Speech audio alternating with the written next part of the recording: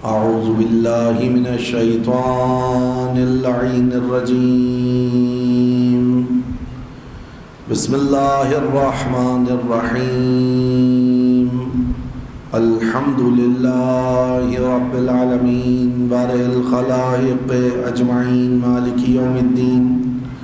الصلاة والسلام على أشرف الأنبياء والمرسلين خاتم النبيين رحمة للعالمين الذي دنا فتدلى فكان قاب قوسين أو أدنى سيدنا ومولانا أبي القاسم محمد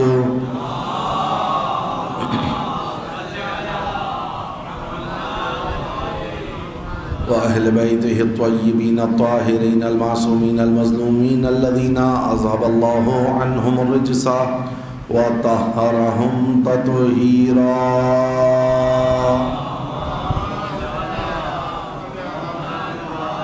لا سيما بقية الله الأعظم روحي وأرواح العالمين لتراب مقدمه الفداء واللعنة الدائمة الباقية الأبدية على أعدائهم ومنكري فضائلهم وغاصبي حقوقهم أجمعين من يوم ظلمهم وعداوتهم وغصبهم إلى قيام يوم الدين. أما بعد قال الله فأعوذ بالله من الشيطان الرجيم. بسم الله الرحمن الرحيم. من المؤمنين رجال صدقوا ما عاهدوا الله عليه فمنهم من قضى نحبه ومنهم من ينتظر وما بدلوا تبديلا. درود پڑھیں مل کے محمد و آل محمد.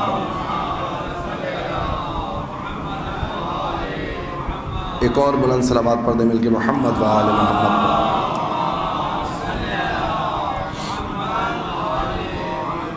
پروردگار عالم ہماری اس عزاداری کو اپنی بارگاہ میں قبول فرمائے اور اس کو قرب و معیت سید الشہداء علیہ السلام کا وسیلہ قرار دے.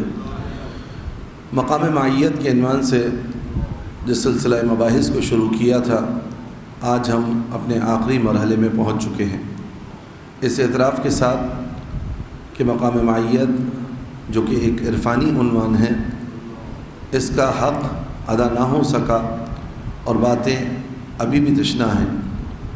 لیکن ایک بات جو مجھے اور آپ کو سمجھنی ہے اس سورہ مبارکہ احزاب کی 23ویں آیت کے ذیل میں کہ جس میں اللہ تعالیٰ ارشاد فرما رہا ہے من المؤمنین رجال صدقوا ما عاہدوا اللہ علیہ. مومنین میں سے کچھ مرد ایسے کہ جنہوں نے اپنے وعدے کو جو انہوں نے اللہ سے کیا تھا سچا کر دکھایا. فمنہم من قضى نحبہ، ان میں سے کچھ تو اپنی نظر کو پورا کر چکے. ومنہم من ينتظر، اور کچھ ہیں جو ابھی انتظار میں ہیں. وما بدلوا تبدیلا، اور یہ تبدیل ہونے والے نہیں ہیں. بس اس ذیل میں مقام معیت پر مجھے اور آپ کو اس عصر میں حضرت بقیت اللہ العظم امام زمان عجل اللہ تعالی فرجہ الشریف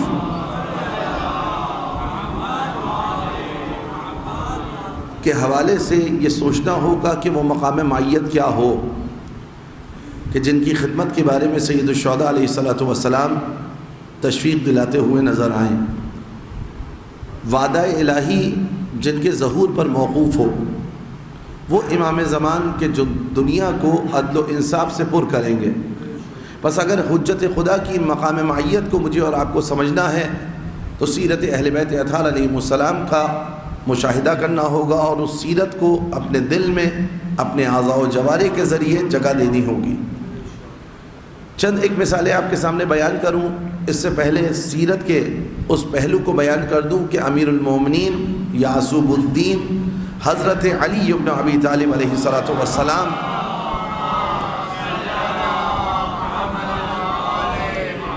ضروری ہے کہ ہم اپنے بچوں کو اہل بیت اطہار علیہ السلام کی سیرت سے آشنا کریں. ان کے فضائل کے ساتھ ساتھ ان کی سیرت کی طرف ہماری توجہ ہو. اور یہ فضائل بھی اسی لیے رسول اکرم صلی اللہ علیہ وآلہ وسلم نے بیان کرنے کی تاکید فرمائی. ایک اور بیدار صلوات پڑھ دیں مل کے محمد و آل محمد.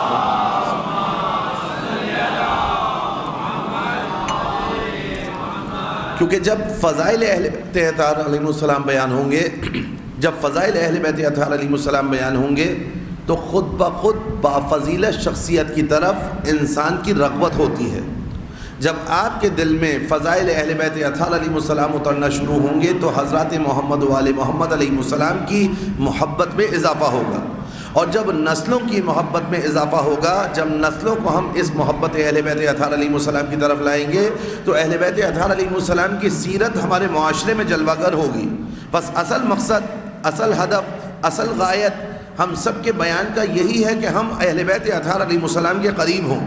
دیکھیں، میں نے آپ کے سامنے بیان کیا کہ حضرت فضہ علیہ السلام کہ جب فاطمہ زہرا سلام اللہ علیہ کے قریب ہوئیں، اتنا قریب ہوئیں، اتنا قریب ہوئیں، اتنا فنا کر دیا فاطمہ زہرا سلام اللہ علیہ کی ذات میں اپنے آپ کو کہ اب میں آپ کے سامنے نام فضہ سلام اللہ علیہ کا لیتا ہوں، آپ کا ذہن فوراً حضرت فاطمہ سلام اللہ علیہ تک پہنچ جاتا ہے۔ آپ علم حضرت عباس علمدار علیہ السلام پر آتے ہیں، اس کو جو شاعر اللہ قرار دیتے ہیں علماء اور بیان کرتے ہیں آپ کے سامنے اس آیہ مجیدہ کو سورہ مبارک حج کی، وَمَن يُعَظِّمْ شَعَائِرَ اللَّهِ فَإِنَّهَا مِن تَقْوَى الْقُلُوبِ، کہ جو بھی شاعر الہی کی تعظیم کرے یہ تعظیم اس کے تقوی الہی کی ضمانت اور بیان گر ہے۔ بس یہ علم مجھے اور آپ کو خدا تک کیسے پہنچاتا ہے کہ حضرت عباس جنہوں نے قربانی دی حسین ابن علی کے لیے، حسین ابن علی جو اللہ کے دین کو بچانے کے لیے نکلے، یعنی ایک علم سے آپ اللہ تک پہنچتے ہیں۔ بس وہ لوگ اور ہیں جو علم کو دیکھ کر اپنا منہ پھیر لیتے ہیں، ہم وہ ہیں کہ علم کے نیچے جب آتے ہیں تو ہماری توحید اور مضبوط ہوتی ہے۔ یہ توحید آپ کے علم کے نیچے آ کر کیوں مضبوط ہو رہی ہے، اذاخانے میں آ کر کیوں مضبوط ہو رہی ہے، فرش اعضا پر آ کر کیوں مضبوط ہو رہی ہے؟ یہ توحید کا عقیدہ آپ کے دل میں راسخ کیوں ہو رہا ہے امام حسین علیہ السلام کی شبیہ زری پر؟ کیونکہ ہم اس شبیہ زری پر آ کر اسی مقام پر رکتے نہیں ہیں، ہماری روح پرواز کرتی ہے، روح پرواز کر کے کربلا پہنچتی ہے۔ کربلا میں ہمیں وہ منظر نظر آتا ہے جہاں حسین ابن علی علیہ السلام یہ کہتے ہوئے نظر آ رہے ہیں، ترکت الخلق طرا لہواک، اے خدا حسین تیری خواہش کے لیے سب کچھ چھوڑ کر تیرے پاس آ رہا ہے۔ آپ دیکھ رہے ہیں اس فرش اعضا سے میں اور آپ خدا تک کیسے متصل ہو رہے ہیں، کیسی اس مائیت کے سفر کو امام حسین علیہ السلام نے حل کیا ہمارے لیے۔ بس امام حسین علیہ السلام جس طرح 61 ہجری میں حر کو نار سے نور کی طرف ہدایت کر رہے تھے، آج ان کا یہ فرش امام حسین علیہ السلام کے فیض حسینی کے سبب ویسے ہی لوگوں کو نار سے نور کی طرف ہدایت کرتا ہوا دکھائی دے رہا ہے۔ مل کے صلوات پڑھ دیں محمد و آل محمد پر۔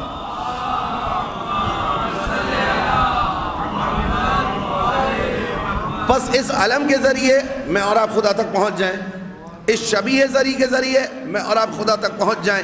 اگر یہ علم جس کی میں اور آپ زیارت کرتے ہیں، یہ کربلا میں اسی قد و کاٹ کے ساتھ، اسی وضعیت کے ساتھ، اسی کیفیت کے ساتھ اس طرح کا علم تو نہ تھا نا، مگر چونکہ یہ علم اس علم کی مائیت پر پہنچا، توجہ رکھیے گا، یہ علم اس علم کی مائیت کی منزل پر پہنچا کہ جو کربلا میں حضرت عباس علمدار علیہ السلام کے دست مطہر میں تھا، اب جب اس نے مائیت اختیار کی نا تو اس نے مجھے اور آپ کو حضرت عباس سے ملایا، اس نے مجھے اور آپ کو حضرت عباس تک پہنچایا، اور اسی علم کے ذریعے صرف حضرت عباس تک نہیں بلکہ حضرت سید الشہداء تک پہنچے، سید الشہداء کے ذریعے حضرت امام حسن تک پہنچے، امام حسن کے ذریعے امام علی تک، امام علی کے ذریعے رسول اللہ تک، اور رسول اللہ نے ہمیں خدا سے ملا دیا۔ بس یہ ایک شبیہ علم حضرت عباس علمدار علیہ السلام یہ صلاحیت رکھتا ہے کہ اگر مائیت کی منزل پر آ جائے تو مجھے اور آپ کو خدا سے ملا دے۔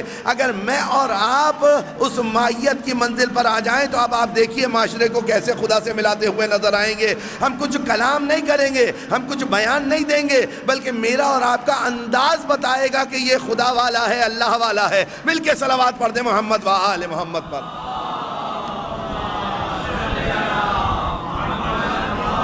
اسی لیے کہا کلموا الناس بغیر السنتکم، اپنی زبانوں کے علاوہ لوگوں کو دعوت عمل دو، لوگوں کو اپنے اعضاء و جوارح کے ذریعے بتاؤ کہ تم علی والے ہو۔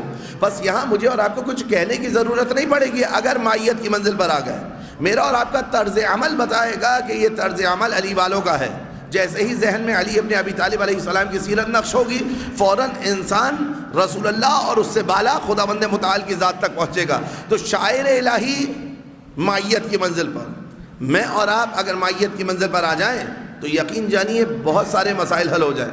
ہم بعض ایسی چیزوں کا احترام کرتے ہیں کہ جن کا احترام ہمارے لیے لازم و واجب ہے۔ لیکن اگر دقت کریں نا کہ انہی اشیاء کے ذریعے اگر میں اور آپ یہ تصور کریں کہ خود اپنی ذات کا کتنا احترام واجب ہے، پھر ہماری وجود کسی ایسے محل پر، ایسی جگہ پر نظر نہیں آئے گا کہ جہاں پر ہمیں نہیں جانا چاہیے۔ ایک مثال کے ذریعے واضح کر دوں، آپ میں سے بہت سے لوگ کربلا معلیٰ زیارت کے لیے گئے ہوں گے یا مقامات مقدسہ کی زیارت کے لیے گئے ہوں گے۔ انشاءاللہ گئے ہیں تو خداوند متعال پھر لے کر جائے، جو نہیں گئے ہیں ان کو تو حتماً پروردگار عالم اربعین کی زیارت سے مشرف فرمائے۔ ایک صلوات پڑھیں مل کے محمد و آل محمد پر۔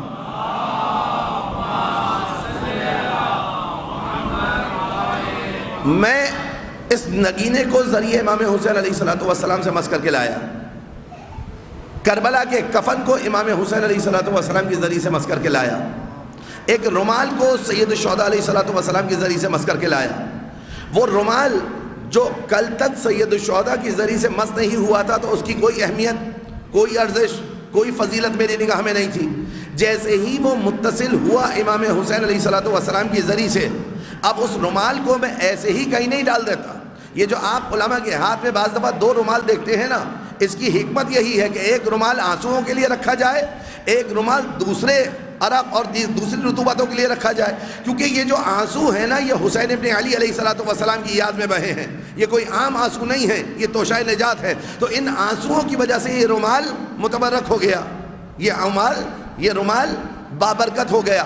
اب وہ پتھر جو امام حسین علیہ السلام کی ذریعے سے آپ نے مس کیا، وہ کفن جو آپ نے ذریعے امام حسین علیہ السلام سے مس کیا، وہ کپڑا کا ٹکڑا جو آپ نے ذریعے امام حسین علیہ السلام سے مس کیا، تو آنے کے بعد اس کو ایسے ہی کہیں رکھ دیا یا بڑے احترام سے قرآن کے جزدان میں رکھا یا اپنے گھر کے عزاخانے میں رکھا؟ تو آپ سب کا جواب یہ ہوگا کہ جناب کیونکہ وہاں سے مس ہو کر آیا ہے اس لیے اب اس کا احترام ہمارے لیے لازم ہے۔ تو اگر یہی بات میں اپنے لیے سوچ لوں کہ وہ رومال خالی مس نہیں ہوا، میرا ہاتھ بھی امام حسین کی ذریعے سے مس ہوا ہے، میری روح بھی امام حسین علیہ السلام کی ذریعے سے مس ہوئی ہے، میری نگاہیں بھی امام حسین کی قبر مطہر دیکھ کر آئی ہیں، میری زبان بھی یا حسین کہہ کر وہاں سے پلٹی ہے، میرے کان میں بھی یا حسین کی صدا گئی ہے۔ جب ان اعضاء و جوارح کے احترام کے میں اور آپ قائل ہو جائیں گے نا، جیسے اس رومال کو کسی ایسی ویسی جگہ نہیں رکھتے بلکہ اس کے احترام کو مد نظر رکھتے ہوئے ایک محترم جگہ پر رکھتے ہیں، پھر میں اپنے احترام کا قائل ہوں گا، پھر میں سوچوں گا کہ میں حسین کا عزادار ہوں، کسی ایسی جگہ نظر نہ آؤں کہ جہاں پر میری شان نہ ہو کہ میں جاؤں، کسی ایسی جگہ نظر نہ آؤں کہ جہاں حسین ابن علی کے چاہنے والے نہ جاتے ہوں، میں پھر ایسی جگہ نظر آؤں گا جہاں حسین کی مرضی ہوگی اور ایسی جگہ سے دور دکھائی دوں گا جس سے حسین نفرت کرتے ہوں گے۔ مل کے صلوات پڑھ دیں محمد و آل محمد پر۔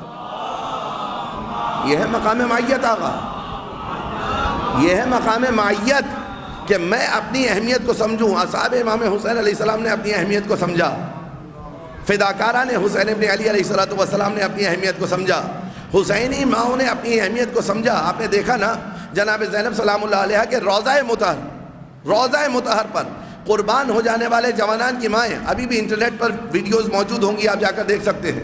ماں نے اپنے ایک جوان کو جناب زینب پر قربان کیا، اس کے لاشے پر ماں گریا کرتی ہوئی نہیں آئی، شیرنی تقسیم کرتی ہوئی۔ یہ مقام معیت ہے آقا، جوان کا لاشا ہو اور ماں اس پر اس بات پر شکر خدا ادا کرے کہ پروردگار میرا بیٹا جناب زینب کے مینار پر قربان ہو گیا، میری اولاد جناب زینب کے حرم کے ایک چراغ پر قربان ہو گئی، اور اس پر وہ شکر ادا کرتی ہوئی نظر آئے۔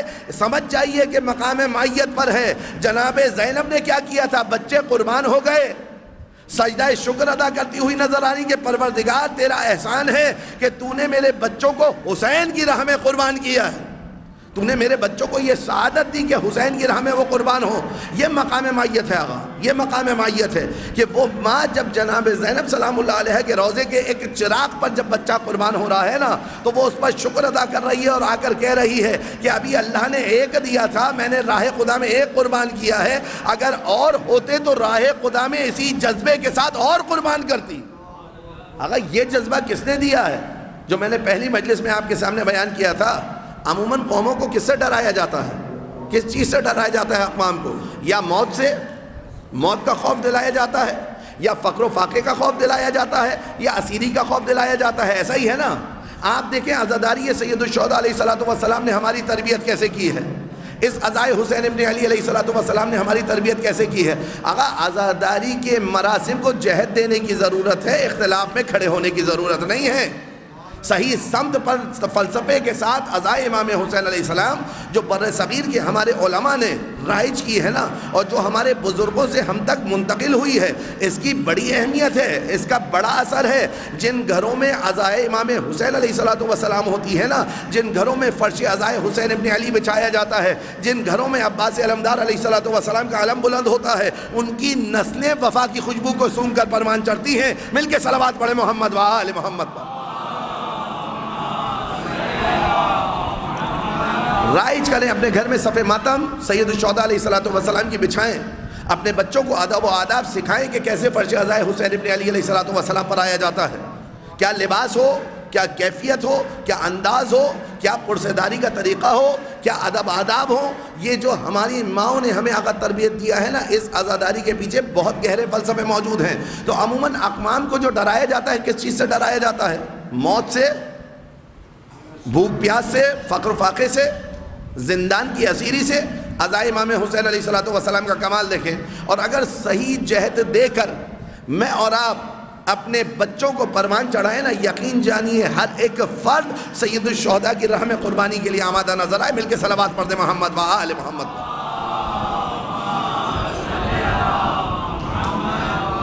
موت کا خوف دلایا جاتا ہے۔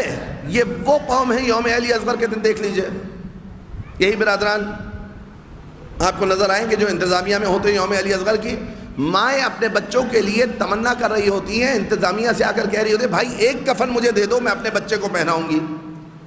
یہ علی اصغر کے نام کا کفن جو ماں بچے کو پہنا رہی ہے، یہ جذبہ اس ماں کے دل میں کیسے آیا؟ آپ عام حالات میں بچے کے لیے کہیں کہ میں ذرا بچے کو کفن پہنانا چاہتا ہوں آپ کے، پھر وہ جو ماں آپ کے ساتھ کرے گی نا، آپ خود بہتر جانتے ہیں۔ یہ عزائے امام حسین علیہ السلام نے جرت دی نا، یہ عزائے امام حسین علیہ السلام نے استقامت دی۔ یہ امام حسین علیہ السلام کے فرش کا تبرک ہے کہ ماں آمادہ ہے حسین کے لیے اپنے بچے کو کفن پہنانے کے لیے۔ یہ سمبولک ہے، لیکن وہ ماں اپنے دل کی گہرائی سے عقیدت کے ساتھ اپنے بچے کو کفن پہنا کر یہ اعلان کرتی ہے کہ جب حسین کے نام کا کفن پہنا دیا نا، تو جو حسین کے نام کا کفن پہن لے وہ فنا نہیں ہوتا، وہ باقی رہتا ہے۔ آج جون باقی ہیں، آج حر باقی ہیں۔ یہ ماں اسی فلسفے کو بتا رہی ہے کہ اگر میں نے اپنے بچے کو حسین کے نام کا کفن پہنایا ہے نا، تو اس کو باقی رکھنے کے لیے پہنایا ہے، فانی بننے کے لیے نہیں پہنایا۔ تو جس قوم کو حسین پر مرنے کے لیے مقتل کی تلاش ہو، اس قوم کو کوئی موت سے ڈرا سکتا ہے؟ دوسرا فلسفہ دیکھیے، آپ کی ماؤں نے آپ کو فقیر بنایا ہوگا، آپ دیکھتے ہیں کہ 7 محرم کو بچے فقیر بنے گھوم رہے ہوتے ہیں۔ اس کے فلسفے کو بیان کرنا چاہیے۔ فلسفہ کیا ہے؟ یعنی ماں یہ سمجھانا چاہ رہی ہے میرے لال، حسین کی راہ میں، اہل بیت کی راہ میں اگر تمہیں فقر و فاقے کا سامنا ہو، اگر تمہیں محتاجی کا سامنا ہو، اگر تمہیں تنگ دستی کا سامنا ہو، تو فقر سے کہنا میں حسین کی راہ میں فقیر ہوا ہوں۔ یہ مقام فقر ہے، یہ فقر مقام فخر ہے کہ ہم حسین ابن علی علیہ السلام کی راہ میں فقیر ہوں۔ دیکھیں 3 ہی خوف ہے نا، دوسرے خوف کا بیان کر دیا۔ پہلا خوف کیا؟ موت کا خوف۔ جو قوم بچپن سے کفن پہن کر عادی ہو چکی ہو، اس کے دل میں موت کا خوف کیا ہوگا؟ جو قوم ہر سال فقیر بن کر تربیت کر چکی ہو اپنی کہ اگر حسین کی راہ میں کوئی فقیر ہو جائے تو اس میں باعث عزت و شرف ہے، نہ کہ باعث ذلت۔ اگر حسین کی راہ میں فقیر ہو جائے تو وہ حسینیت کو چھوڑ کر جائے گی قوم۔ اور جس ماں نے بچپن سے بچے کو قیدی بنا کر یہ بتایا ہو کہ اگر تمہیں حسین ابن علی علیہ السلام کی راہ میں قیدی بننا پڑے نا، تو شرمندہ مت ہونا، فخر سے کہنا حسین کی راہ میں اسیر ہوا ہوں۔ مل کے صلوات پڑھے محمد و آل محمد پر۔ اب آپ مجھے یہ بتائیے کہ یہ فلسفہ جو ماں نے دیا تھا وہ یاد ہے آپ کو؟ یہ تو سمبولک چیزیں ہیں، یہ مستعار لیتے ہیں ہم، عاریتاً ہم اپنے اوپر یہ کیفیت طاری کرتے ہیں۔ کیوں؟ اس لیے کہ اصل فلسفہ باقی رہے، اصل فلسفہ باقی رہے۔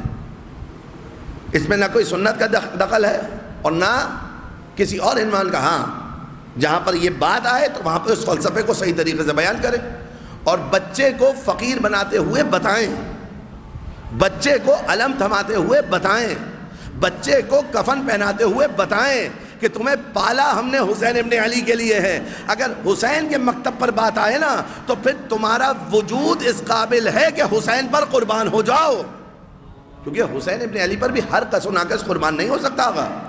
اس کے لیے منزل مائیت پر آنا ضروری ہے.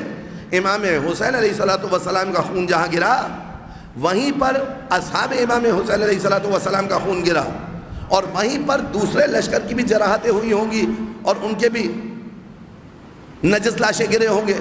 مگر سبقت کون سا خون لے کر گیا آقا؟ سبقت کون سا خون لے کر گیا؟ اس کربلا کی خاک پر آج بھی حسین کے خون کے اثرات باقی ہیں، اصحاب امام حسین کے خون کے اثرات باقی ہیں. جو لشکر مقابل میں آئے تھے نا ہلاک ہو کر فنا ہو گئے، جو لشکر حسین ابن علی میں تھے شہید ہو کر بقا پا گئے. حسین پر فنا پا کر اپنے آپ کو بقا دے دی، اور ایسی بقا دی کہ تا صبح قیامت اب جون زندہ رہیں گے، بلکہ صرف زندہ نہیں رہیں گے، صرف زندہ نہیں رہیں گے بلکہ زندگی بانٹتے ہوئے دکھائی دیں گے. مل کے صلوات پڑھ دیں محمد و آل محمد پر.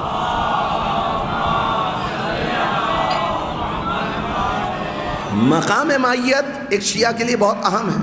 میں نے عرض کیا کہ یہ فرش کیوں متبرک ہوا آگا، کیونکہ اس فرش پر بیٹھ کر ہم حسین کا ذکر کرتے ہیں. ایک روایت میں آپ کو سناؤں، اس سے پہلے دوسری روایت پر متوجہ کر دوں. انشاءاللہ اربعین پر آپ سب زیارت کے لیے جائیں گے. بعض روایات ہمارے پاس ہے زیارت امام حسین کی کہ جس میں ہم نے قدم اٹھایا تو حج کا ثواب، قدم رکھا تو عمرے کا ثواب. امام حسین کے حرم میں نماز فریضہ پڑھنے کا ثواب جانتے ہیں ہر رکعت کا کیا ہے؟ 1000 حج مقبول. اللہ اکبر. بعض دفعہ 1000 حج، 70، 90، 1000، لاکھ حجوں کا ثواب بیان ہوا ہے. کس کے لیے آگا؟ زیارت امام حسین علیہ السلام کے لیے. ایک روایت ہے منظارہ کمنظارنی علی العرش، جس نے ان کی زیارت کی اس نے گویا میری زیارت کی عرش پر، حدیث قدسی. بعض روایت میں منظارہ کمنظار اللہ علی عرشہ، جس نے ان کی زیارت کی گویا وہ ایسے ہی ہے جیسے اس نے عرش پر ذات حق و ذات واجب کی زیارت کی. اگر ذات واجب کی زیارت ان مادی آنکھوں سے نہیں ہو سکتی. لن ترانی یا موسیٰ کہہ کر بتا دیا کہ نہ ان آنکھوں سے اس جہان میں دیکھا جا سکتا ہے نہ ان آنکھوں سے اس جہان میں دیکھا جا سکتا ہے. اس کی زیارت کے لیے دل کی آنکھوں کو کھولنا ہوگا، دل پہ پڑے ہوئے پردوں کو ہٹانا ہوگا. یعنی امام حسین علیہ السلام کی زیارت کے اندر یہ تاثیر موجود ہے کہ دل کے حجابات ہٹ جاتے ہیں، بندہ فرش پر رہ کر عرش کی زیارت کرتا ہے. ایسا ہے نا. اب مائیت کی منزل دیکھیے. اور بھی بہت ساری روایات ہیں. مثلا خاک شفا پر سجدہ کرنے کے حوالے سے جو روایت ہے، السجود علی تربت الحسین تقرق الحجب السبع، 7 حجابات کو ہٹا دیتا ہے یہ سجدہ. کون سا سجدہ؟ جو امام حسین علیہ السلام کی خاک پر کیا جائے. ایسی کئی ایک روایات آپ کو ملیں گی. اچھا یہ تو چلے امام حسین علیہ السلام کے حرم مطہر کی زیارت کے حوالے سے بات ہو رہی ہے نا. یہ تو امام حسین علیہ السلام کی روضہ مقدس کے حوالے سے بات ہو رہی ہے. امام حسین علیہ السلام کی روضے کے کچھ خاص آداب ہیں، کچھ خاص احکام ہیں، فقہی طور پر بھی احکام خاص ہیں امام حسین علیہ السلام کے روضے کے. اب آئیے فرش عزائے امام حسین، کیونکہ یہ فرش عزائے حسین ابن علی مائیت کی منزل پر پہنچا ہے امام حسین کی زیارت کے. آپ اور میں اگر وہاں نہیں جا پا رہے ہیں تو اس فرش کے ذریعے وہی نور کو اپنے دل میں اتار رہے ہیں جو امام حسین علیہ السلام کے لیے پروردگار عالم نے خاص کرم کے ساتھ اور اہل بیت اطہار علیہ السلام کے لطف کے ساتھ ہمیں ملتا ہے. مل کے صلوات پڑھیں محمد و آل محمد پر.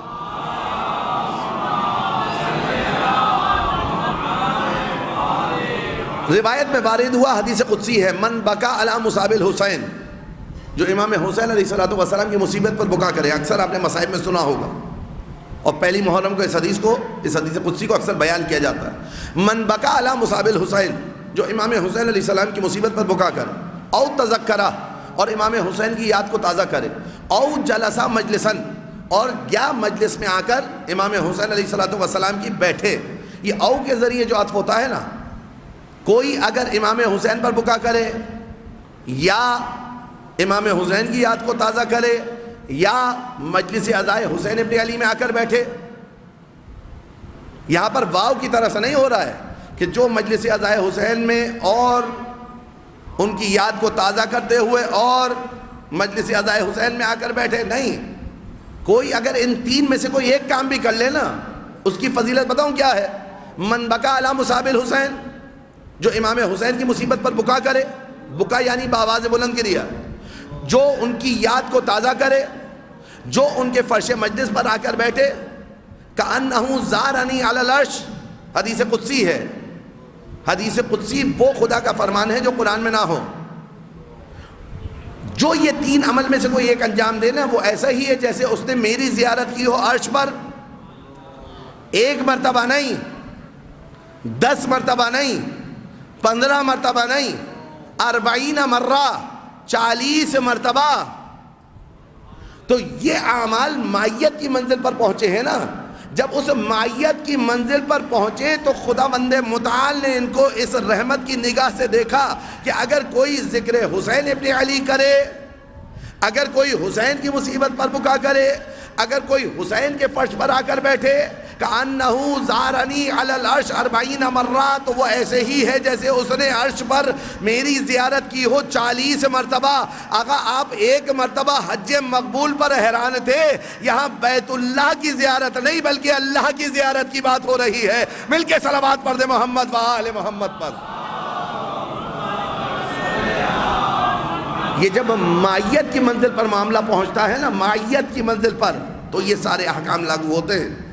اور اگر معیت کی منزل پر نہ ہو، اگر معیت کی منزل پر نہ ہو تو یہ من سے مراد ہر کس و ناکس نہیں ہے۔ یہاں من سے مراد وہ ہے کہ جو ان تمام تر درجات کو سمجھتا ہو۔ کچھ نہ کچھ مل جائے گا، چونکہ اس در سے تو کوئی خالی نہیں گیا، کچھ نہ کچھ مل جائے گا، لیکن حق جب ادا ہوگا جب معیت کی منزل پر آئیں۔ اور اس معیت کی منزل پر لانے کے لیے اگر استاد کی ضرورت ہو نا، تو سب سے بہترین استاد اس درس کے حضرت ابو الفضل العباس علمدار علیہ السلام ہیں۔ مل کے صلوات پڑھ دے محمد و آل محمد۔ کیوں میں نے کہا کہ بہترین استاد ہے؟ دیکھیں کربلا میں اور دیگر ذوات قدسیہ بھی ہیں جو امام حسین علیہ السلام کی ذات پر اپنے آپ کو قربان کر رہی ہیں، لیکن آپ مجھے بتا دیں بعد از امام حسین علیہ السلام کسی کا مقام حضرت عباس جیسا ہے؟ دیکھیں ہیں سب شہدائے کربلا، جناب ام البنین سلام اللہ علیہ کے فرزندان ہیں، میں نے غالباً دوسری مجلس میں اشارہ کیا تھا، لیکن جو مقام حضرت عباس علمدار علیہ السلام کا ہے نا، وہ مقام دیگر شہداء کا نہیں ہے۔ آپ امام حسین علیہ السلام کی حرم مطہر میں دیکھیں، شہداء ہونے کی نسبت سے سب برابر، شہید ہونے کی نسبت سے سب برابر، کربلا کے شہید ہونے کی نسبت سے بھی سب برابر، ہماری امام حسین علیہ السلام کی نسبت سے بھی سب برابر۔ لیکن جب بات آئے عباس علمدار علیہ السلام کی تو باب الحسین ان کو کہا جائے، یعنی حسین ابن علی علیہ السلام تک پہنچنے کا دروازہ۔ حضرت عباس وہ ذات مقدس ہے کہ امام حسین علیہ السلام کہ جن کے لیے کائنات کی ہر ایک شے گریا کنا ہو، یسبح للہ ما فی السماوات و ما فی الارض، جس طرح اللہ کی تسبیح ذرہ ذرہ کر رہا ہے نا، ہمارے پاس روایات موجود ہیں حسین ابن علی علیہ السلام پر گریا بھی ذرے ذرے نے کیا ہے، جو پتھر اٹھاؤ وہ امام حسین علیہ السلام پر گریا کنا، یہ روایات آپ کے پاس موجود ہیں۔ وہ حسین ابن علی جن کے لیے سب یہ کہیں بے ابی و امی یا ابا عبداللہ، میرے ماں باپ آپ پر قربان ہوئے ہیں حسین ابن علی۔ جانتے ہیں عباس علمدار علیہ السلام کے لیے وہ حسین کیا کہہ رہے ہیں؟ بنفسی انت یا اخی، اے عباس آپ پر حسین قربان۔ یہ جملہ چھوٹا نہیں ہے آقا، امام حسین امام معصوم ہے، امام حسین علیہ السلام فرزند زہرا ہے، امام حسین علیہ السلام منصوص من اللہ اور واجب الاطاعہ ہیں۔ وہ حسین ابن علی علیہ السلام عباس علمدار کے لیے کہیں بنفسی انت یا اخی، میری جان آپ پر قربان ہو اے عباس۔ تو عباس علمدار علیہ السلام کا مقام بتایا جا رہا ہے نا کہ کس معیت کی منزل پر ہے عباس، کہ ایک معصوم عباس علمدار کے لیے کہے کہ میری جان آپ پر قربان ہو۔ درود پڑھتے ہیں حضرت عباس علمدار علیہ السلام کی ذات بارک۔ ایسا اس معیت کی منزل پر پہنچے ہیں کہ کچھ چاہتے ہی نہیں مگر یہ کہ جو حسین چاہیں، کچھ چاہتے ہی نہیں عباس علمدار علیہ السلام۔ مقتل کی تاریخ پڑھیے آقا، مدینہ سے لے کر کربلا کے سفر کو پڑھیے، امام حسین علیہ السلام کے خطبات کو دیکھیے، مختلف لوگ آئے ہیں اپنے اور پرائے امام حسین کو مشورہ دینے۔ عمر اطرف آ رہے، بھائی آقا مولا آپ اس طرف مت جائیے۔ محمد حنفیہ آ رہے، ابن رسول اللہ آپ عراق کی جانب مت جائیے۔ ام المومنین ام سلمہ سلام اللہ علیہ رہی ہیں، مولا فرزند رسول خدا عراق کی جانب مت جائیے، محبت میں آ کر مشورہ دے رہے ہیں۔ ابن عباس مولا عراق کی جانب مت جائیے، محبت میں آ کر مشورہ دے رہے ہیں۔ غیر آ رہے ہیں، عبداللہ ابن زبیر حسین ابن علی عراق کی جانب مت جائیے، عبداللہ ابن عمر حسین ابن علی عراق کی جانب نہ جائیے۔ اپنے اور پرائے سب آ کر امام حسین علیہ السلام کو مشورہ دے رہے ہیں، عراق کی جانب مت جائیے۔ کسی ایک جگہ مجھے دکھا دیں عباس علمدار نے یہ کہا ہو کہ یہ کیجئے یا نہ کیجئے؟ کسی ایک جگہ دکھا دیجئے مجھے کہ عباس علمدار علیہ السلام نے آ کر یہ کہا ہو مولا یہ کیجئے یہ نہ کیجئے۔ عباس اطاعت محض کا نام ہے، عباس مطیع محض کا نام ہے۔ وہ مولا عباس علمدار علیہ السلام کہ جو شبیہ امیر المومنین علیہ السلام ہو، وہ عباس علمدار علیہ السلام جو خط کھینچ دیں اور لشکر سے کہیں مجال ہے تمہاری کہ تم اس خط کو عبور کر لو، لیکن اگر امر حسین ابن علی آ جائے نا تو عباس علمدار کسی اور سے نہ کہیں کہ جا کر تنابوں کو کھولو، بلکہ خود خیمے کی گرہیں کھولتے ہوئے نظر آئیں۔ یہ ہے اطاعت عباس علمدار علیہ السلام کا عالم۔ مطیع محض الفاظ نہیں ہے میرے پاس، وکیبلری کی کمی ہے کہ میں آپ کے سامنے حضرت عباس علمدار علیہ السلام کی اطاعت کو بیان نہیں کر سکتا کہ کس اطاعت کی منزل پر ہیں۔ اگر جہاں دوسرے آ کر مشورہ دے رہے ہیں نا، عباس اطاعت کرتے ہوئے نظر آ رہے ہیں اور اپنے عمل سے بتا رہے ہیں کہ عباس علمدار علیہ السلام نے اپنے عمل سے بتایا ہے کہ میری ذمہ داری ہے امامت کا اتباع کرنے کی، میری ذمہ داری ہے امامت کے نقش قدم پر چلنے کی، مجھے امام سے مشورے لینے ہیں، امام کو مشورے دینے نہیں ہیں۔ پس جو امام کو مشورے دے سمجھ جائیے کہ ابھی اس کے ذہن میں منصب امامت پوری طریقے سے آیا نہیں ہے، اور جو امامت کی راہ پر چلتا ہوا دکھائی دے سمجھ جائیے کہ یہی اطاعت کی منزل ہے اور یہی عباس علمدار نے سکھائی ہے۔ مل کے صلوات پڑھے محمد و آل محمد۔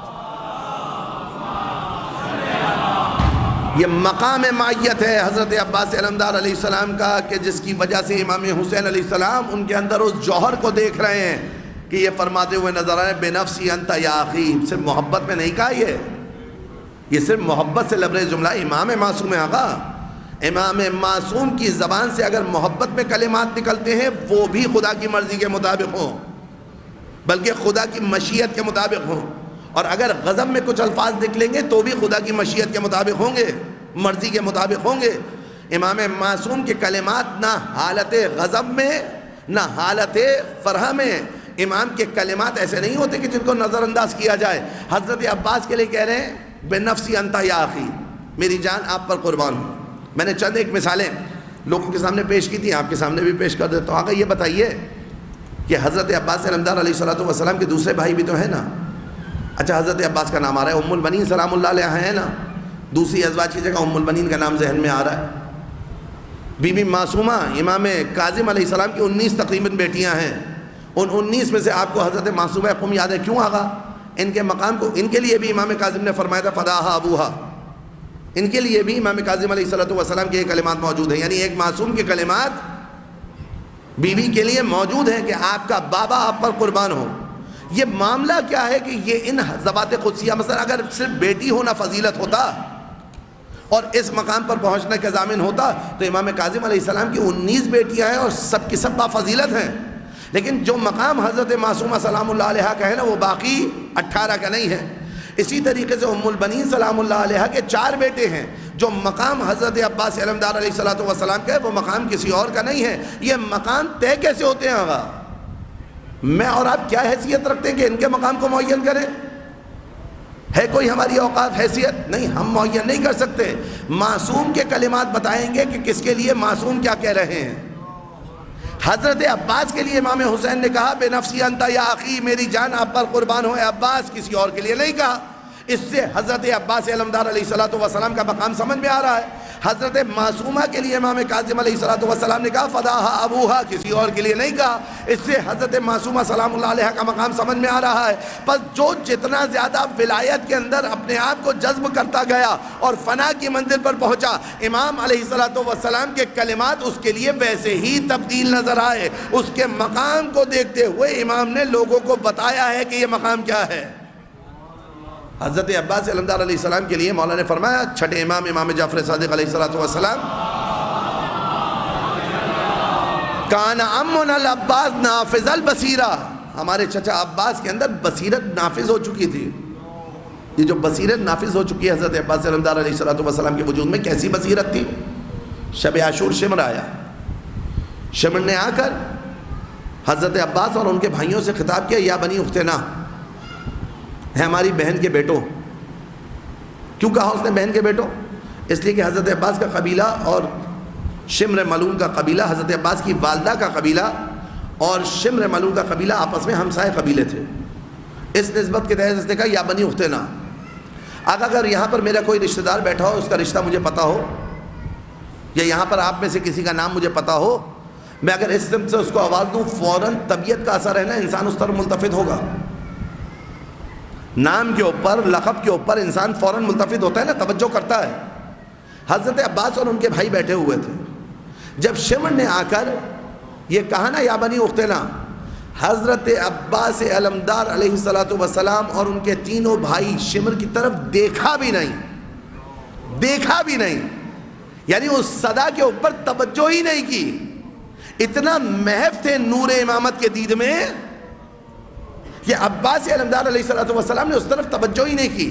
لیکن اس واقعے کو اپنے ذہن میں رکھیے، حضرت عباس نے توجہ نہیں کی. امام حسین علیہ السلام نے کہا عجیب ہو، اس کو جواب دو، ان کا نا فاسقاً، چاہیے فاسق کو جواب تو دو.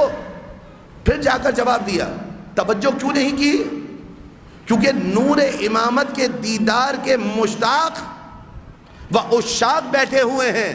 یہاں سے توجہ ہٹے تو کسی طرف جائے نا. اب آپ کو سمجھ میں آیا کہ علی ابن ابی طالب علیہ السلام کے پیر سے جو تیر کھینچا گیا تھا، کیوں علی ابن ابی طالب علیہ السلام کی توجہ اس تیر کی طرف نہیں گئی؟ کیونکہ اس وادی میں وارد ہو گئے تھے کہ جہاں پر صرف علی تھے اور ان کے محبوب تھا. یہ توجہ بہت اہم ہے، اس کو کبھی اس دید سے بھی دیکھیے. اور پھر جب سائل نے آ کر سوال کیا تو فوراً ہاتھ آگے بڑھا دیا. ہوا تھا نا یہ. اس پر لوگوں نے اعتراض کیا. بعض لوگ جو علی ابن ابی طالب علیہ السلام کے فضائل پر اعتراض کرنے کے لیے کمر کس چکے ہیں، خداوند متعال ان کی کمروں کو توڑے. اس میں لوگوں نے اعتراض کیا. کیا اعتراض کیا؟ کہنے لگے کہ جناب آپ ایک دفعہ بیان کرتے اور آپ دیکھتے ہیں اس دور میں، جدید دور میں بھی لوگ اعتراضات کرتے. میں نے ایک صاحب کو چند سال پہلے دیکھا تھا کہ وہ اپنی بالش سے در خیبر کو ناپ رہے تھے. لال رومال ڈلا ہوا تھا، ٹخنوں سے اونچی شلوار تھی، انٹرنیٹ کے اوپر ویڈیو موجود ہے. ایک چھوٹے سے دروازے کو بالش سے ناپ کر کہہ رہے ہیں کہ در خیبر یہ تھا. شیعہ ذاکرین آتے، وہ آ کر بتاتے ہیں کہ جناب 2 انگلیوں سے اکھاڑا اور اس کو یوں اٹھایا اور اس کو یوں بچھایا اور لشکر اس میں سے گزر کر گیا. کہا کتنا مبالغہ کرتے ہیں، کتنا غلوف کرتے ہیں. وہ اپنے ہاتھ سے در خیبر کو ناپ رہا تھا. اچھا میں نے جب یہ ویڈیو دیکھی، اس کے بعد نیچے کمنٹس میں گیا تو کوئی ایک مولا کا چاہنے والا، اس نے آ کر ایسا دندان شکن جواب دیا. کہا اگر در خیبر کا حجم یہ تھا تو تف ہے ان لوگوں پر کہ جو 3 مرتبہ گئے اور اکھاڑ نہ سکے. آپ دیکھ رہے ہیں علی والے کا نہ یہاں کوئی شر ہوا نہ کوئی فساد ہوا، حقیقت بھی بیان. اگر آپ کے عقیدے کے مطابق در خیبر اتنا ہی تھا تو در خیبر کو چھوڑیے، بعد میں ڈسکس کریں گے. پہلے تو ان کو آ کے بیان کیجئے کہ جو جاتے رہے اور بغیر اکھاڑے آتے رہے. ابھی در خیبر کو بات کرنے کا مرحلہ بعد میں. تو جو علی ابن ابی طالب علیہ السلام کے فضائل کے کتمان کے لیے یا فضائل کی مخالفت میں آئے گا نا، اسی طرح ذلیل ہوگا، یہ طے ہے.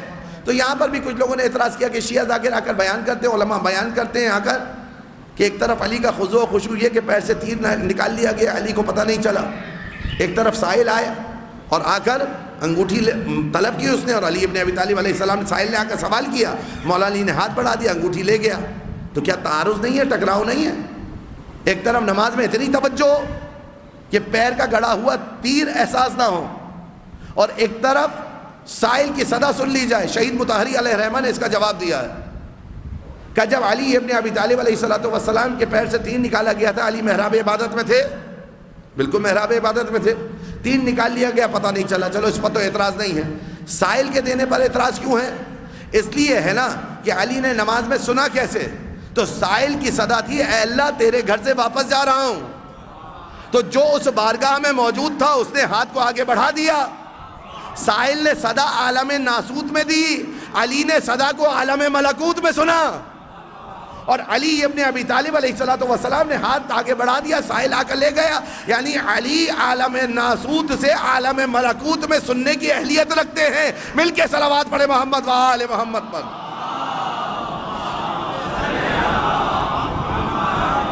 تو اب آپ نے توجہ کی کہ حضرت عباس علمدار علیہ السلام اور ان کے بھائیوں نے شمر کی صدا پر کیوں نہیں کان دھرے؟ فطرت انسانی کیا ہے؟ میں اگر نام لوں نا تو فوراً آپ دیکھیں گے، اگر میں آواز دوں تو آپ فوراً دیکھیں گے، ایسا ہی ہے نا. لیکن چونکہ دیدار حسین ابن علی علیہ السلام میں ایسے مشغول تھے کہ جب وہاں سے امر آیا عجیبہ ان کانا فاسقاً، جاؤ اس کو جواب تو دو، تو اس کی طرف متوجہ ہوئے اور پھر وہاں پر پہنچے. تو یہ ہے مقام مائیت کہ ایسا اس ذات کے اندر محو ہو جائے انسان کہ پھر کچھ دکھائی نہ دے، بس وہی وہ دکھائی دے، بس وہی وہ نظر آئے. پھر جب اس منزل پر انسان پہنچ جاتا ہے نا آقا، اس کے لیے پھر بڑے سے بڑی سختیاں بھی بڑی شیریں ہو جاتی ہیں. ہلال بن نافع کا بیان ہے نا آقا کہ جیسے جیسے عاشورے کا دن گزر رہا تھا، امام حسین علیہ السلام کے چہرے کی دمک نورانیت بڑھتی جا رہی تھی. توجہ کی آپ نے کبھی اس پر؟ کبھی آپ نے اس بارے میں اس بیان کو مختل کے سوچا کہ حسین ابن علی علیہ السلام روز اول سے ہی بے درجہ اتم نورانیت پر فائز تھے؟ یہ کیوں کہا جا رہا ہے کہ عاشورے کا دن گزر رہا تھا، چہرے کی دمک بڑھ رہی تھی؟ دیکھا کریں، غور سے سنا کریں روایات کو، غور سے اس پر دقت کیا کریں. کیوں کہہ رہا ہے ہلال بن نافع کہ عاشورے کا دن گزرتا جا رہا تھا، چہرے کی دمک بڑھتی جا رہی تھی؟ آقا چہرے کی دمک نہیں بڑھ رہی تھی، چہرے کی چمک نہیں بڑھ رہی تھی، چہرے کی نورانیت نہیں بڑھ رہی تھی. عاشورے کے دن کے گزرنے کے ساتھ ساتھ آنکھوں سے حجابات ہٹ رہے تھے. چہرے کی نورانیت تو وہی تھی جو روز اول تھی درجہ کمال پر، مگر آنکھوں سے جب حجاب ہٹنا شروع ہوئے نا تو دکھائی دینے لگا کہ حسین کیا ہیں. یہ عاشورہ نے بڑے بڑے حجابوں کو ترک کیا، آقا بڑے بڑے حجابوں کو چارک کیا ہے.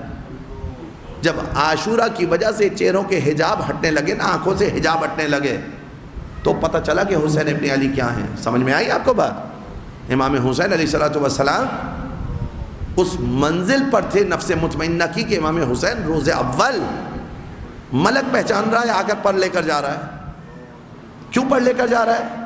کیونکہ اس کو معرفت ہے، اس کو معرفت ہے. دنیا والوں کو پہچاننا پڑ رہا ہے. ھذا حسین فارقوہ، یہ حسین ہے، انہیں پہچانو. یہ چہرے کی چمک امام حسین علیہ السلام کی بڑھ رہی تھی، یا لوگوں کی نگاہوں سے حجاب ہٹ رہے تھے کہ پہچانو حسین کون ہے؟ اس جانب دقت کریں. پھر یہ سر مختلف منازل پر آیات قرآن پڑھتا ہوا دکھائی دیا. آج کچھ روشن فکر ایسے بھی ہیں جو کہہ رہے ہیں یہ کیسے ممکن ہے کہ کٹے ہوئے سر سے تلاوت قرآن کی آواز آئے. بچائیں اپنے بچوں کو ایسے فاسد العقیدہ افراد سے. امام کا سر نو کے نیزہ پر قرآن کی تلاوت کرے، اس میں بعید کیا ہے؟ حسین ناطق قرآن ہے. کشا بکشا امام حسین علیہ السلام کے سر نے تلاوت کی ہے. لوگوں کی چشمدید گواہوں کے بیانات بعض مقاتل نے نقل کیے ہیں. خولی کے تندور میں امام حسین علیہ السلام نے، خولی نے جا کر اپنے گھر کے تندور میں امام حسین علیہ السلام کا سر مطہر رکھ دیا. خولی کی زوجہ یہ کہتی ہے کہ میں نے سنا کہ ان کے لبوں میں جنبش آئی. میں نے اپنی سماعتوں کو ذرا اس جانب متوجہ کیا، آیت کی تلاوت کر رہے تھے وَسَيَعْلَمُ الَّذِينَ ظَلَمُوا أَيَّ مُنْقَلَبٍ يَنْقَلِبُونَ. سر حسین ابن علی آغا، حجت خدا حسین ابن علی، راکب دوشرب مصطفیٰ حسین ابن علی، گوہر تاج حلتا حسین ابن علی. وہ حسین ابن علی علیہ السلام کے جن کے سر کے ساتھ جو میں نے کل آپ کے سامنے بیان کیا، ایسی اہانت آمیز رویہ رکھا گیا.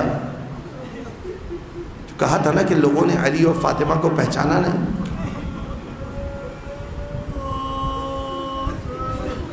نثر میں آپ کے سامنے بیان نہیں کر سکتا. ابھی میں نے ایک کلام کل بچے کو پڑھتے ہوئے سنا تھا، وہ کہہ رہا تھا کہ یزید کھیل رہا تھا حسین کے سر سے۔ حقیقت یہی ہے۔ آپ ذرا تصور کریں کہ جب شام میں یہ کاروان پہنچا ہے، یکم سفر کا دن تھا نا، کہا جاتا ہے 15 اذانیں گزر گئی، علی و فاطمہ کی بیٹیاں بازار کے باہر کھڑی رہیں۔ 15 کا عدد کتنا کم ہے آقا؟ اس کو ہم کتنی سرعت کے ساتھ بیان کر کے چلے جاتے ہیں اور سماعت کر کے چلے جاتے ہیں۔ کوئی سید سجاد کے دل سے پوچھے کہ وہ 15 اذانیں گزارنا کیسا تھا۔ 3 دن کے بعد جب بازار کا دروازہ کھلا، بازاروں کی زیبائی، لوگوں کا ازدحام، 7 مرتبہ سیدانیاں بازار میں داخل ہوئیں، لوگوں کے ہجوم نے ان کو باہر دھکیل دیا۔ بابو صاحب پر جا کر قافلے کو دوبارہ کھڑا کر دیا گیا۔ پوچھا کیا ہوا، کیا معاملہ ہے، قافلے کو کیوں ٹھہرایا گیا؟ کہا دربار کی آئینہ بندی ہو رہی ہے۔ آئینہ بندی سمجھتے ہیں آقا؟ یہ آئینہ بندی آپ نے سنا ہے، مگر اس کو آپ محسوس نہیں کر سکتے، کیونکہ یہ اس زمانے کا لفظ ہی نہیں ہے۔ آج آپ دیکھتے ہیں بعض دفعہ اندر کے کچھ مناظر دکھانے کے لیے باہر ایسی اسکرینز لگائی جاتی ہیں کہ جس کی وجہ سے باہر سے لوگ صحیح سے اس منظر کو دیکھ سکیں۔ آئینہ بندی اس زمانے میں اس لیے کی جاتی تھی کہ لوگ تماشا صحیح طریقے سے دیکھ سکیں۔ ہر اینگل سے آئینے لگائے جاتے تھے تاکہ لوگ آنے والوں کا تماشا دیکھیں۔ اب آپ ذرا تصور کیجئے، علی و فاطمہ کی بیٹیاں آ رہی ہیں نا، یہ وہ مرحلہ تھا کہ جہاں سیدہ زینب دربار کی زیبائی دیکھ کر بیٹھ گئی تھیں۔ 700 کرسی نشین بیٹھے ہوئے تھے، علی و فاطمہ کی بیٹیاں کھڑی ہوئی تھیں۔ امام سید سجاد سے کسی نے کہا مولا سب سے زیادہ مصیبت کہاں گزری؟ کہا شام شام شام۔ شام میں مولا کون سی مصیبت گزری ہے؟ امام سجاد نے شام کی 7 مصیبتوں کو بتایا ہے کہ ہماری پھوپھیوں کے سامنے ان کے بھائیوں کے سروں سے کھیلا جا رہا تھا، ان کے سروں کو باز رکھا گیا تھا تاکہ سروں کے ساتھ ان کھلے ہوئے سروں کا تماشا بھی دیکھا جائے۔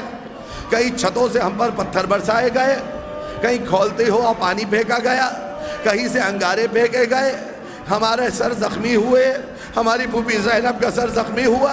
امام سجاد نے بتایا ہے اور بہت گریہ کیا ہے شام کی مصیبت پر۔ جب شام کے دربار میں سیدانیاں پہنچی ہے نا، 700 کرسی نشین بیٹھے ہوئے ہیں، علی و فاطمہ کی بیٹیاں، رسول کی بیٹیاں کھڑی ہوئی ہیں، ہر بیوی اس مجمع کو دیکھ کر آل محمد کی بیٹیاں ہیں نا آقا۔ یہ حضرت زینب جب رسول اللہ کی زیارت کے لیے جاتی تھی نا، امیر المومنین آگے آگے ہوتے تھے، حسن ابن علی ساتھ میں ہوتے تھے، حسین ابن علی ساتھ میں ہوتے تھے۔ روایت میں ہے کہ جب رات کی تاریکی کو منتخب کر کے زینب نانا کی زیارت کے لیے جاتی تھی، امام حسن آگے بڑھ کر چراغ کی لو کو مدھم کر دیتے تھے، کہیں ایسا نہ ہو زینب کے قیافے کو کوئی غیر دیکھے۔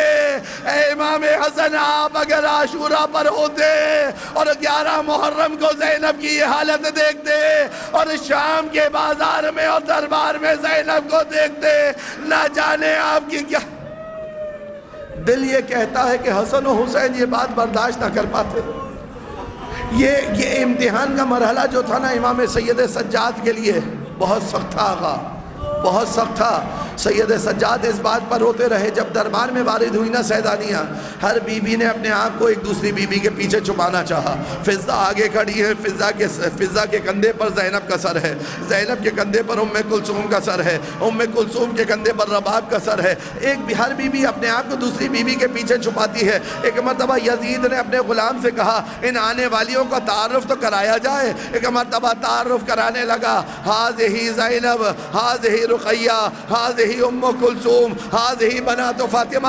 اب جب جناب فاطمہ کا نام سننا تھا نا، جناب زینب کو جلال آیا۔ ایک مرتبہ جناب زینب نے خطبہ دیا، طویل خطبہ ارشاد فرمایا اور خطبے میں کہا یا یزید کد قیدک ساسایک وناسب جہدک واللہ لا تمحو ذکرنا۔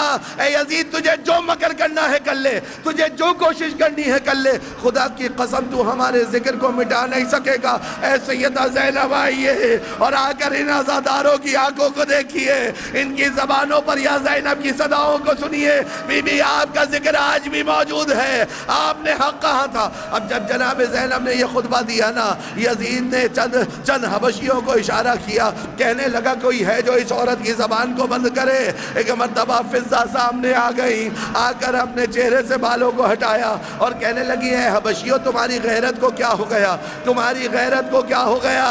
اگر تو ذرا تصور کرو کہ اس دربار میں اگر شاہ حبش کی بیٹی آ جائے تو کیا کرو گے؟ کہ اے ضعیفہ خبردار، جو اس نجس دربار میں شاہ حبش کی بیٹی کا نام لیا۔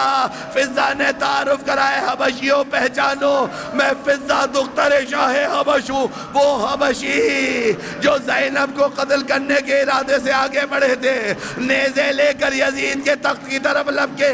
اے ملعون، یہ نجس دربار ہمارے شاہ کی بیٹی سید سجاد شاید الشام کہہ کر اس لیے روتے تھے کہ دربار یزید میں فضہ کا دفاع کرنے والے تھے، مگر زینب کے دفاع کے لیے سوائے ایک نابینا صحابی کے کوئی آگے نہ بڑھا۔ رسول زادیاں رسن بستہ کڑی رہی، یزید سر حسین سے کھیلتا رہا، کبھی دندان مبارک پر چھڑی کو کبھی لبہائے